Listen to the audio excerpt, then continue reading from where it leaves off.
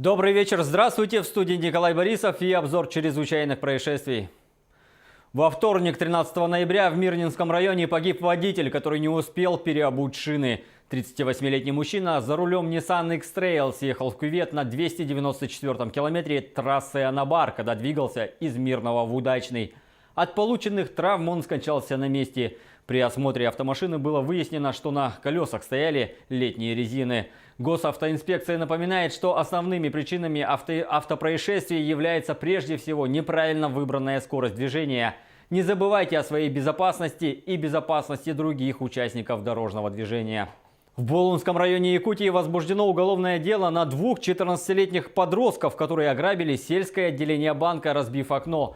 Как утверждают в МВД, у подозреваемых давно зрела идея о том, чтобы совершить кражу денег. Предварительно они побывали в здании и выяснили, что там отсутствуют камеры видеонаблюдения. Той же ночью подростки пришли к банку. Разбив палкой окно, злоумышленники проникли в помещение, где легко нашли деньги. В тот день сотрудники банка не положили их в сейф, а просто оставили в коробке. Подростки похитили деньги и спрятали их в заброшенном доме. Ранее несовершеннолетние не состояли на профилактическом учете в ПДН. Возбуждено уголовное дело по статье «Кража». Очевидцы прислали видео, снятое предположительно в районе закрытой переправы в Верхневилюйске. Рубрика «Происшествия» напоминает, что до открытия переправ проезд по льду является административным правонарушением.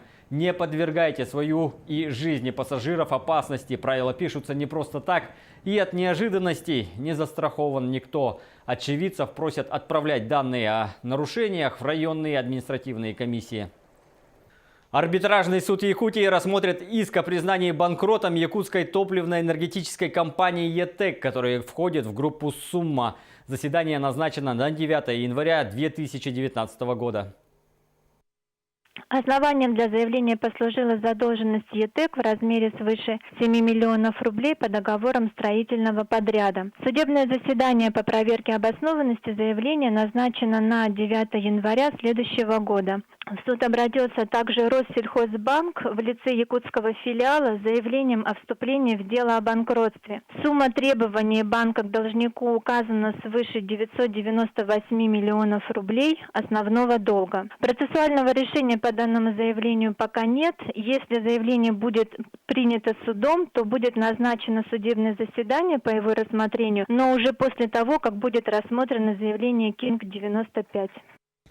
Напомним, ранее мы сообщали, что владельцам группы «Сумма», куда входит ЕТЭК, продлили арест. Решением Тверского суда Москвы Зиявудин и Магомед Маговедовы останутся в СИЗО до 5 февраля 2019 года. Кроме того, ЕТЭК подала в арбитражный суд Якутии два заявления о взыскании с ООО «Группа Сумма» 179 миллионов рублей. В федеральной повестке 17 миллионов бутылок контрафакта было продано в торговые сети страны производителями фальшивой минеральной воды из Ставрополя. Там Следственный комитет пресек деятельность целого завода «Октябрь-А». По данным следствия, они производили минералку под брендом «Ессентуки-17», хотя вода добывалась не на территории месторождения.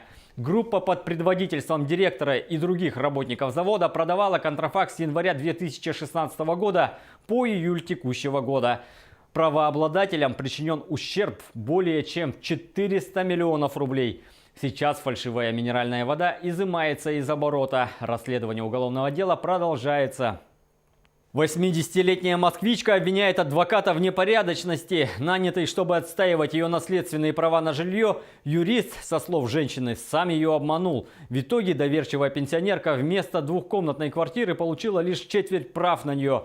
А бывший наниматель и адвокат судятся с друг другом. Подробности в материале наших коллег. Я для них была как дочь.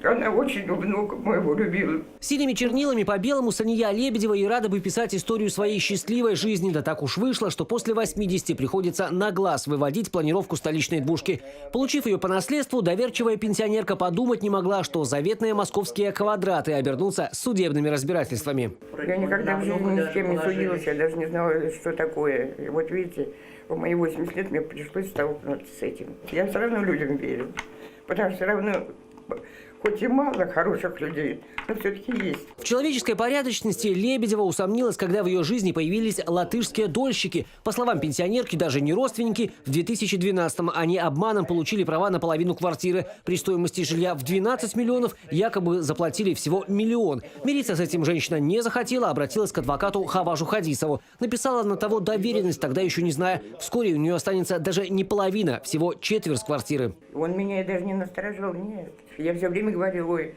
Хаваш, какая у тебя мама счастливая, такого сына она вырастила. Я ему сама так говорила. Сплошная агрессия, одни только деревяшки, и все. Теперь за двойными дверями спорной квартиры разрисованные стены да сквозняки бесхозного дома. Деревянный сервант, пара книг да старая кухонька. Дочь пенсионерки Ирина Лебедева признается, чтобы попасть в квартиру, в свое время пришлось ее взламывать. Ведь формальных владельцев даже лишили ключей. Увиденное шокировало. Все вынесли, все, что можно, все вынесли.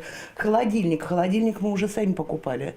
Стиральные машины, все, вот подчистую. Вот как можно было ограбить людей, так и ограбили. И все же куда больше женщину сейчас заботят тяжбы с бывшим адвокатом семьи. Получив права на четверть квартиры, Хадисов предложил продать свою долю за 1 300 000 рублей. Когда Лебедеву отказались, по словам Ирины, начались странные звонки, неоднозначные сообщения, провокации прямо в суде. Толкнул меня и толкнул Дамира. И причем с такой злостью это было сделано.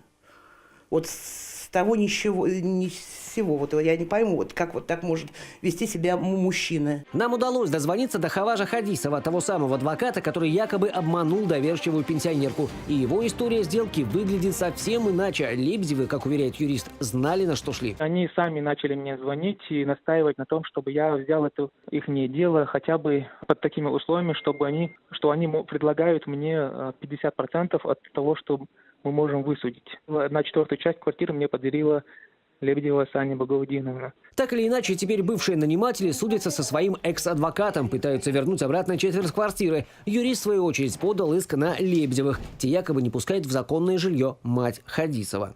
Кирилл Михайлов, Артур Гавриш, Анастасия Уткина. Новости 360.